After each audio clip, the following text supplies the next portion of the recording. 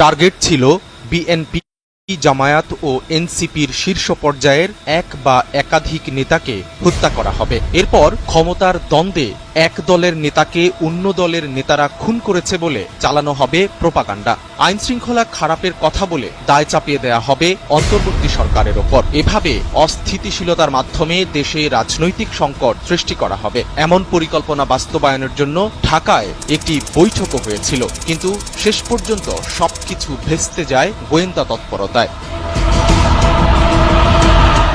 ঢাকার অপরাধ জগতের এক সময়কার ভয়ঙ্কর নাম সন্ত্রাসী সুব্রত বাইন। তার বাহিনীতে রয়েছে মোল্লা মাসুদ, শুটার আরাফাত ও শুটার শরীফ সহ আরও কয়েকজন। ভারতে অবস্থান করা আওয়ামী লীগের কয়েকজন নেতা সুব্রত বাইন বাহিনীকে ভাড়া করেন ঢাকায় রাজনৈতিক নেতাদের খুন করার জন্য। পরিকল্পনা বাস্তবায়নের জন্য এরই মধ্যে হুন্ডির মাধ্যমে মোটা অঙ্কের অর্থ পাঠানো হয়। সেই অর্থ দিয়ে বিভিন্ন এলাকার শুটার ও কিলারদের সংগঠিত করেছিল সুব্রত বাইন।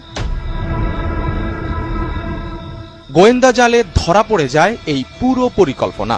২৭ মে ভোররাতে সেনাবাহিনীর রুদ্ধশ্বাস অভিযানে কুষ্টিয়ার কালীশঙ্করপুরের একটি বাড়ি থেকে সুব্রত বাইন, মোল্লা মাসুদ, শুটার আরাফাত ও শরীফকে গ্রেফতার করতে সক্ষম হয়। এরপর মঙ্গলবার রাতে হাতিরঝিল থানায় হস্তান্তরের পর গোয়েন্দা হেফাজতে তাদেরকে জিজ্ঞাসাবাদে বেরিয়ে আসে ঢাকার রাজনৈতিক নেতা হত্যার চাঞ্চল্যকর পরিকল্পনা। তদন্ত সংশ্লিষ্ট সূত্রে এসব তথ্য জানা গেছে।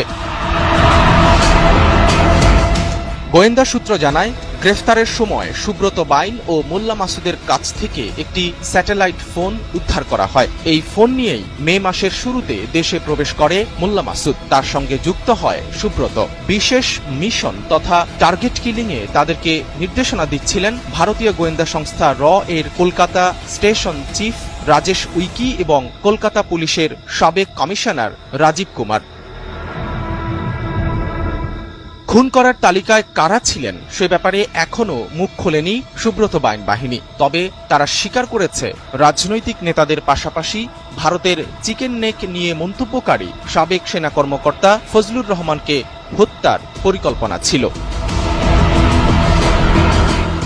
ভারতে অবস্থানরত আওয়ামী লীগের শীর্ষ পর্যায়ের কয়েকজন নেতার সঙ্গে নিয়মিত যোগাযোগ ছিল সুব্রত বাহিনীর। অস্ত্র, গুলি ও ক্যাডারদের জন্য টাকাও পাঠাতো ওই নেতারা। হুন্ডির টাকা বেশিরভাগই লেনদেন হয় যশোর, কুষ্টিয়া ও ঝিনাইদহ সীমান্তে। এজন্যই তারা কুষ্টিয়ায় আস্তানা গেড়েছিল বলেও জানিয়েছেন গোয়েন্দারা।